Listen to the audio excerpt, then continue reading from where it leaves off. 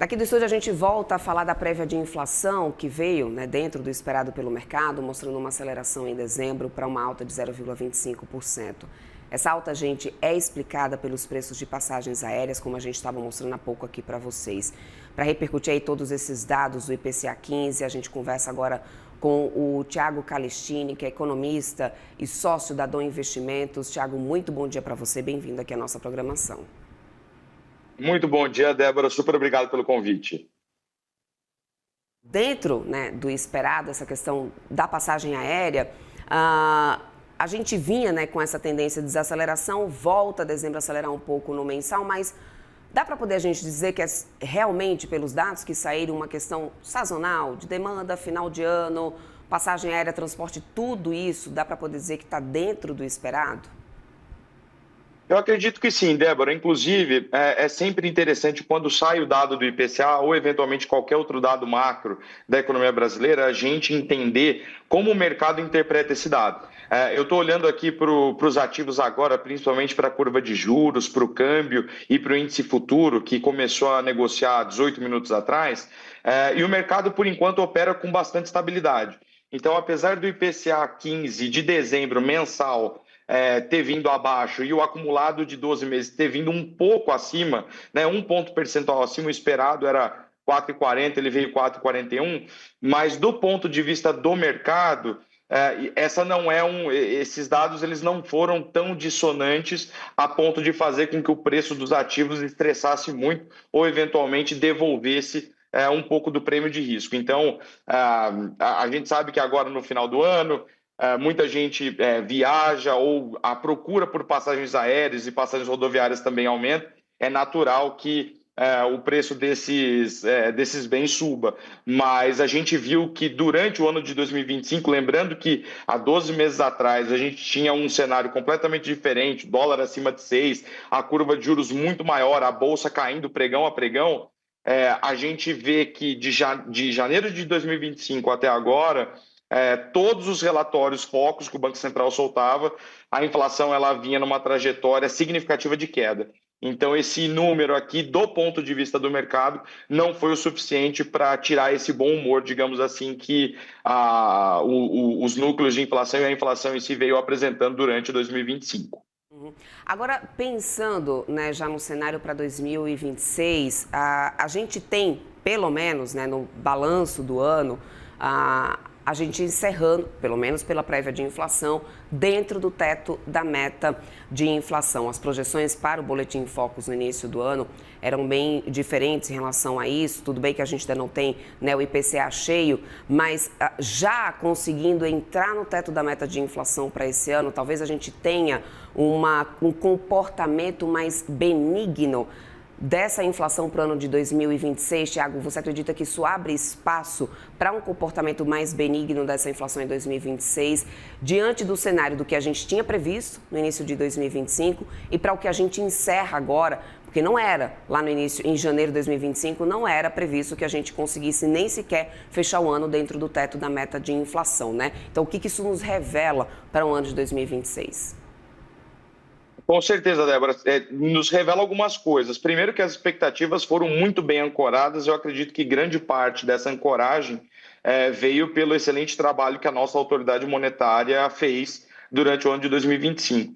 Então, muita gente começou a pressionar o Gabriel Galípolo para entender quando que o Banco Central cortaria juros, quando ele não cortaria, e ele falou que ele não precisa sinalizar, ele não precisa dar seta, né, utilizando até o próprio vocabulário dele, e ele está certo em fazer isso. A autoridade monetária ela não ganha muita coisa dizendo o que ele vai fazer daqui 1, 2, 3 reuniões. Porque quando ele se posiciona dessa forma, ele começa a criar expectativas no mercado e o mercado começa a fazer ancoragens em cima dessas inferências que nem sempre são verdade. E quando o Banco Central fala que vai fazer alguma coisa e, de repente, naquela reunião que previamente ele falou que iria fazer A e faz B, essas expectativas desancoram, o mercado fica estressado e aí é muito mais difícil de você, daqui 1, 2, 3 meses, eventualmente até um semestre, você trazer a ancoragem dessa inflação de volta. Então, a gente terminando o ano com um nível de inflação muito abaixo do que a gente realmente achou que fosse terminar, Com certeza a gente começa 2026 com o pé direito. Vamos torcer para que 2026, né, um grande componente, além da seriedade do Banco Central em manter a política monetária bem contracionista, com essa taxa de juros bem alta, para manter essas expectativas ancoradas e a inflação começar a ceder. Vamos torcer para que o nosso diferencial de juros, principalmente contra a economia americana, continue gordo, para que o nosso câmbio fique bastante confortável. E aí, claro, o câmbio ele é uma das principais componentes de forma direta ou indireta da inflação e que a gente também tem um 2026 com IPCA bastante em linha com o esperado.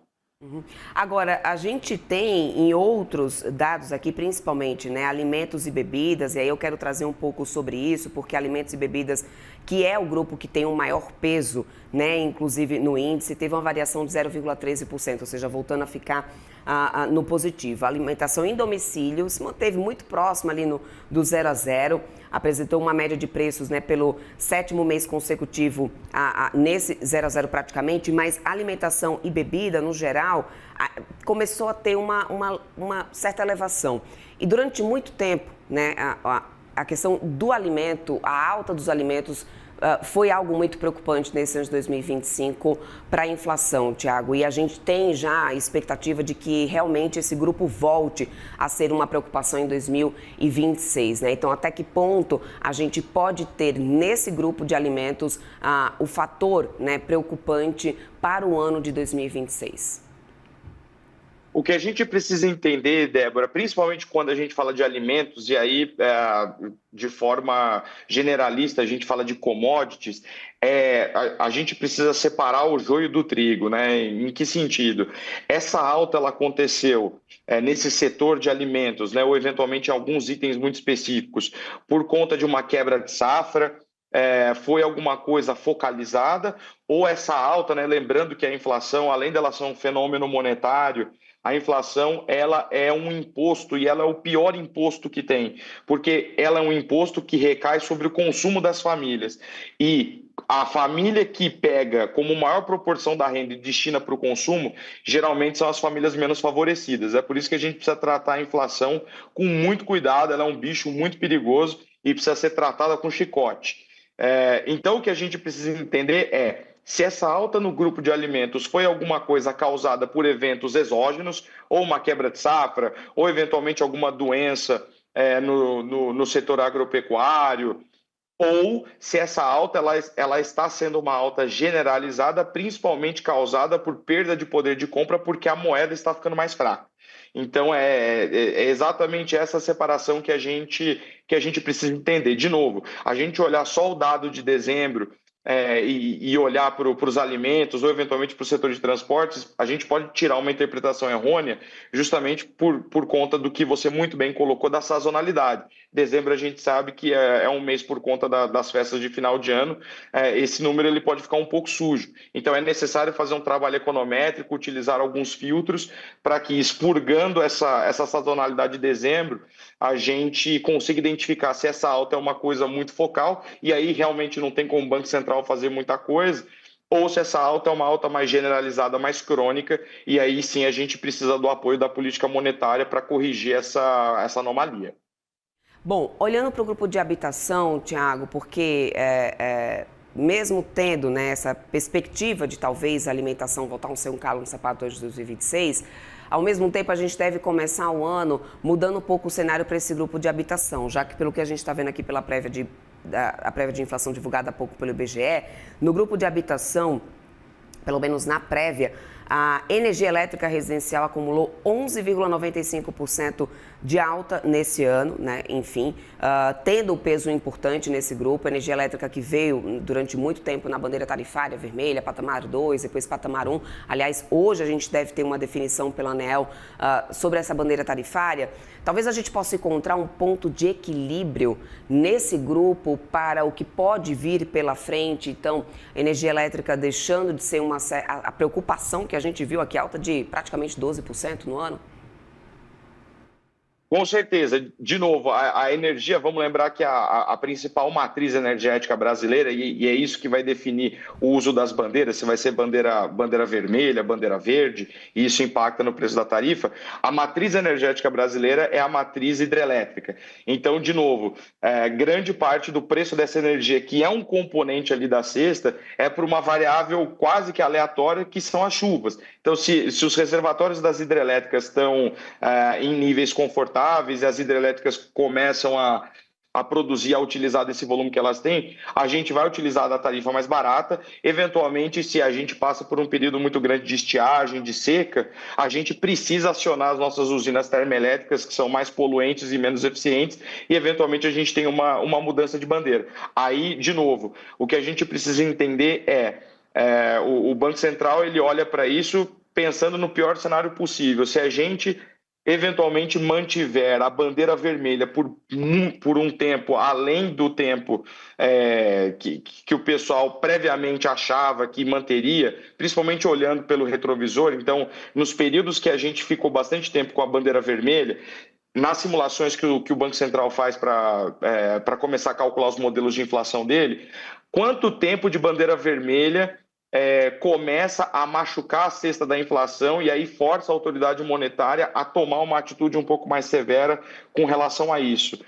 Um dado um pouco mais aberrante ou um pouco menos aberrante, de novo, é bastante difícil, inclusive bastante perigoso a gente utilizar esse dado esparso para tomar uma política monetária de dimensões continentais, que é o que o Banco Central faz. Vamos lembrar que na época do Covid, só utilizando um exemplo esdrúxulo aqui, o aluguel, né, que é um componente da habitação, ele é reajustado pelo INCC e o INCC explodiu. O INCC, se não me engano, foi até acima de 30 por conta do preço de commodities na época, e isso, obviamente, foi uma coisa completamente exógena, não tinha o que você fazer. Inclusive, naquela época que os preços explodiram, os bancos centrais estavam, inclusive, fazendo o caminho contrário. Em vez de eles puxarem o freio de mão monetário, eles estavam, inclusive, fazendo um arroxo e fazendo com que todo mundo consumisse mais, porque a economia global estava mais fragilizada.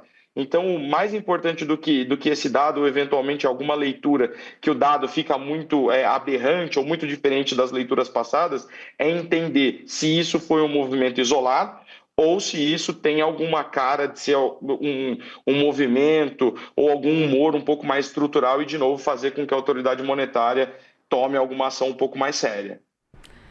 Perfeito, Thiago. Quero muito agradecer tua participação aqui conosco. Ótimos pontos nas análises. Boas festas para você. Bom dia. Até uma próxima. Excelentes festas para você também, Débora. Super obrigado pelo convite e até ano que vem. Até mais. Tchau, tchau.